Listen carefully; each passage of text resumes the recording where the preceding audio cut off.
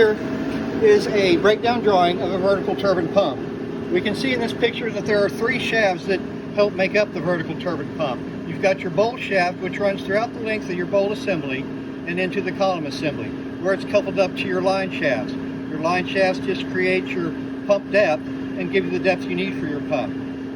Up top you have a head shaft or a drive shaft. Now this is what goes through the motor, couples up and keys to the motor, and drives everything. And your water is pulled in through the suction, in through the pump, and out of your discharge. Okay, what we have here is a new vertical turbine bowl assembly. Whether you know it or not, this is what is in the bottom of your wet well. This is the workhorse. This is what does all the work. It does all the pumping. You have an impeller in each one of these stages. Each one of these bowls is called a stage. The assembly of it is called a stage.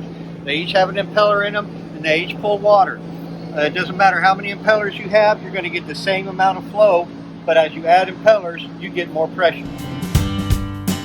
Okay, so this is the very bottom of a vertical turbine pump. Here we see the suction in. This is your suction in. Inside the suction, you can see the impeller, the very bottom of the impeller. You can see the bolt shaft into the bore there.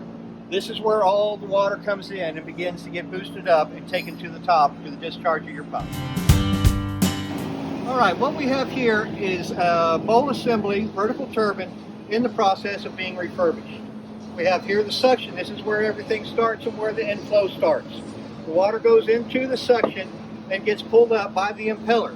Now an impeller has a skirt diameter and a suction eye. This is your suction eye. This is what pulls the water in and it throws it out the discharge of the impeller. So what we have here is our skirt and our skirt bore. And this is what wears in most turbine pumps as well as the bearing. So we replace the bearings and we machine the impeller skirt and we machine the bowl skirt bore. We'll machine a wear ring that'll go in as a press fit, and it'll bring the tolerance between the skirt bore and the impeller skirt back into tolerance. We now have a 13 thousandths clearance between this skirt and this impeller. Now you may wonder what fastens the impeller to the bolt shaft. Well, the bolt shaft is what's pulling all the force from the motor.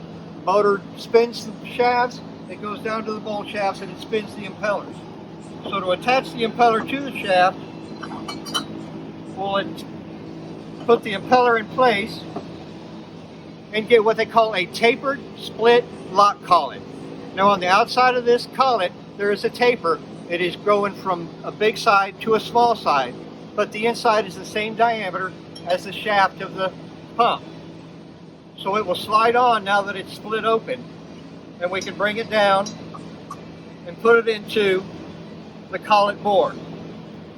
And there's the same taper inside this impeller that there is on this collet. So as I knock this collet in, it drives it tighter and tighter into the impeller bore.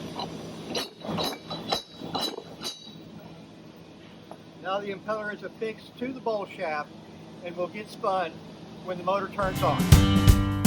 Alright, well these are parts for a turbine bowl assembly, vertical turbine bowl assembly. And what we do is, to repair them, is they'll come in and they'll have wear in this skirt and wear on that skirt diameter. I got a skirt bore and a skirt diameter. This is what wears as the impeller spins in the machine.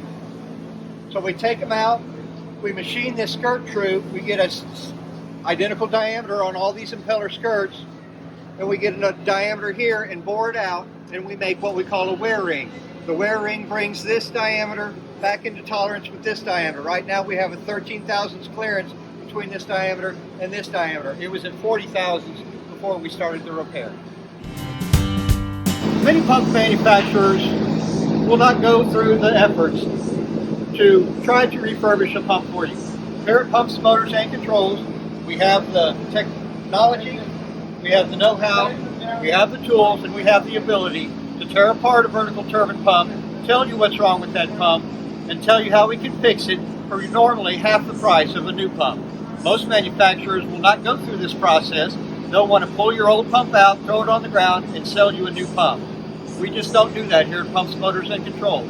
We think we can keep a quality product in the ground for longer for a little bit of work.